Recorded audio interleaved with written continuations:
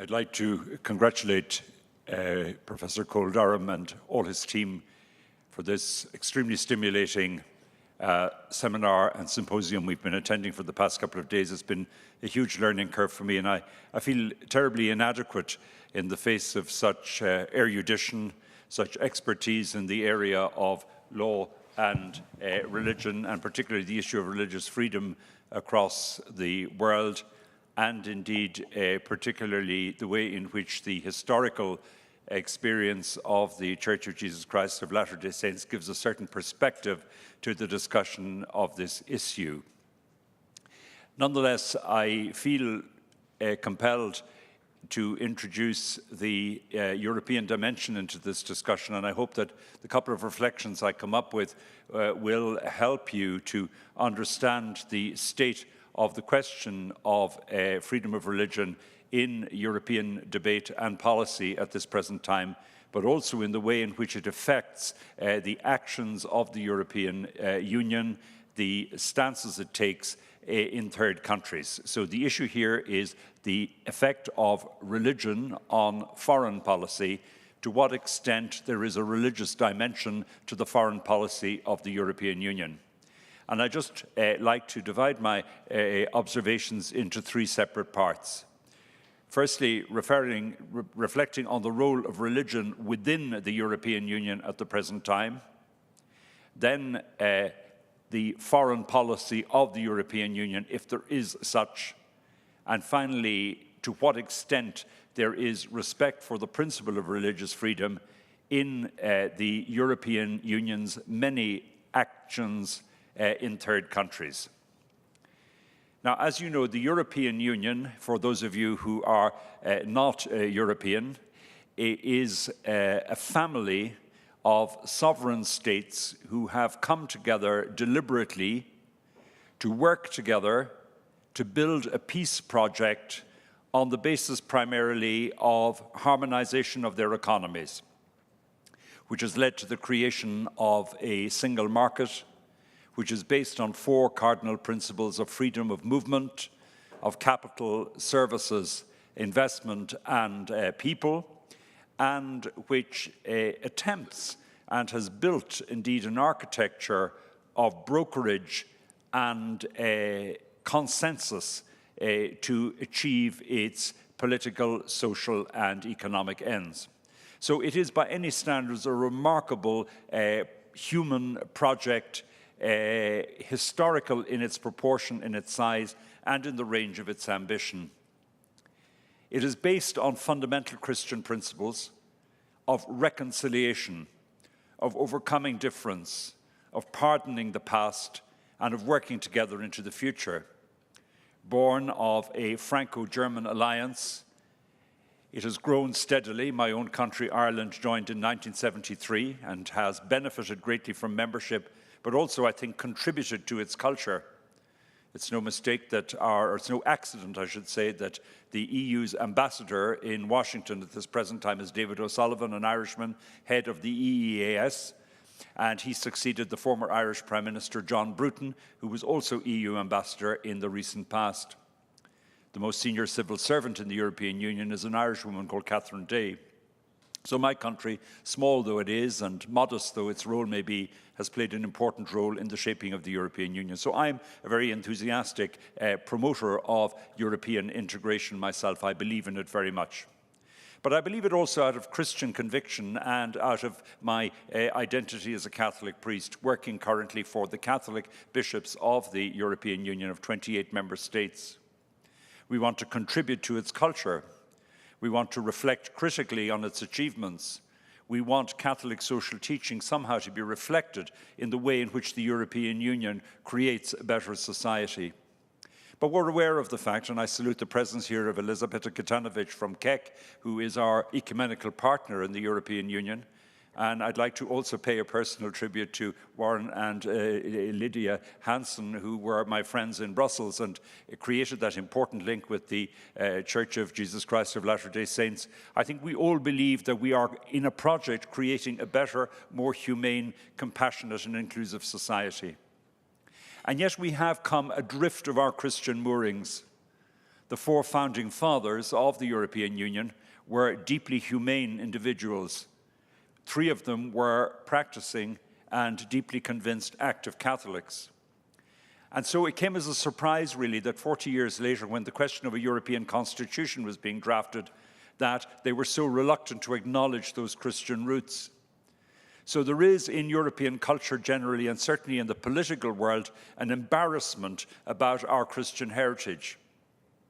It's not really polite to acknowledge your religious affiliation. It's not considered acceptable, really, to say, well, yes, I am a Catholic, I happen to share the beliefs of the Church, I happen to believe that religion is a positive contributing source to the making of society. We pass over it all with a polite, muffled silence. So the European Union itself is very ambivalent in regard to the religious heritage and the religious ideals which have inspired it. And so it's taking a certain deliberate distance from it. And the reasons for this are twofold. First of all, there is this view that the European Union project is a secular project. It's about a whole variety of societies creating a better world, a better community, based fundamentally on values which are Christian, but which we share, of course, with humanists and non-believers as well.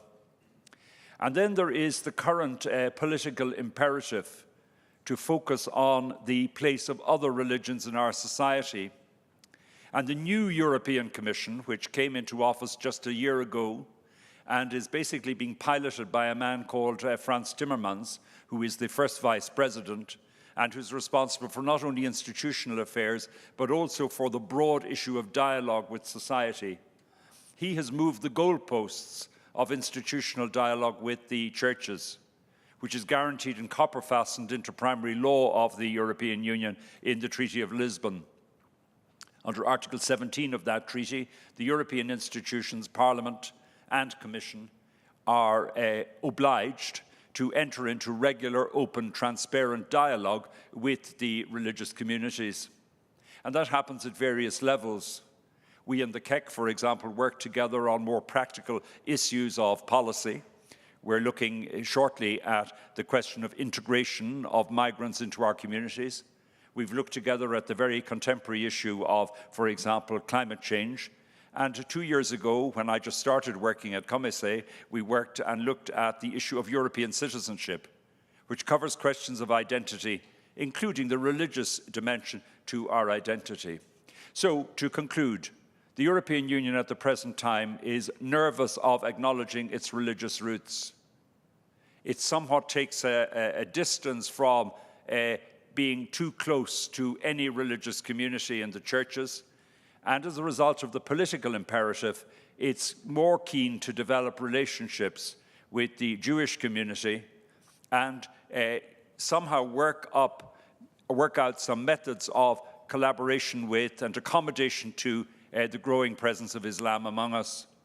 And on the eve of our departure for here, Elizabeth and myself attended a colloquium held by Mr. Timmermans in Brussels on anti-Semitism in contemporary Europe and Islamophobia. I would have thought it only had limited success. And I would have thought, and I don't know whether KEC would share that view, but that the Christian voice was deliberately muffled in that debate, and I found that regrettable. Now, the second issue is, what sort of foreign policy does the European Union have? It is, after all, a union of 28 member states, 2 of whom are members of NATO, with fixed positions on the Security Council of the UN, some others of which are neutral, like Ireland, so that in the areas of foreign policy, because of a whole history of differing relationships with their colonies, of a very uncertain view about Europe's role in the world, the foreign policy of the European Union as such, I think it has to be said, is weak, or at best only finding its feet.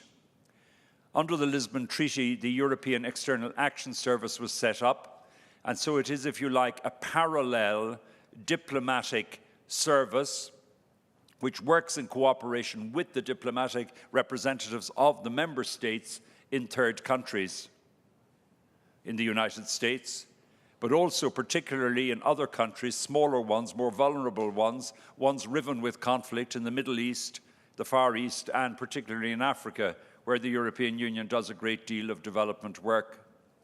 But I think it has to be insisted that the European Union, the External Action Service of the European Union, is still in its early days as a diplomatic instrument, as a shaper and maker of foreign policy. And we have seen the weakness of Europe already in the case of Syria, in conflict in the Middle East, and indeed perhaps in conflict areas elsewhere in the world. But Europe doesn't have a European army. Only some of its members are in NATO. There are inner tensions within the new members of the European Union and the old ones, and the general agreed approach to foreign policy. So where does religion enter into that foreign policy? And I just have 2 minutes to make one single point. It is that religious freedom is not a value or is not respected to the degree that Europe would expect in many of the countries in which it is active. And so instructions have been sent, guidelines have been given to European Union officials acting in third countries, and they have been asked to secure at least respect for religious freedom. But, and here's the point on which I would end, and it is a very important but, religious freedom in the thinking of the EEAS is an individual freedom and entitlement. They are much more reluctant to support corporate expressions of religious identity in third countries, to support the existence of religious groups, to acknowledge the legal rights and entitlements of churches, to secure their property against attack. And we know that the European Union is in commercial relations as well as security relations with many countries, such as, for example, Saudi Arabia, where religious freedom is not cherished, and if anything, it's being sat upon rather than promoted by these states. So I leave you with those couple of ideas. I hope that I've explained the inner ambivalence of the European Union, the weaknesses of its foreign policy at the present stage, and the difficulty that that poses for it in regard to the issue of religious freedom in third countries where it is active and present. Thank you very much indeed.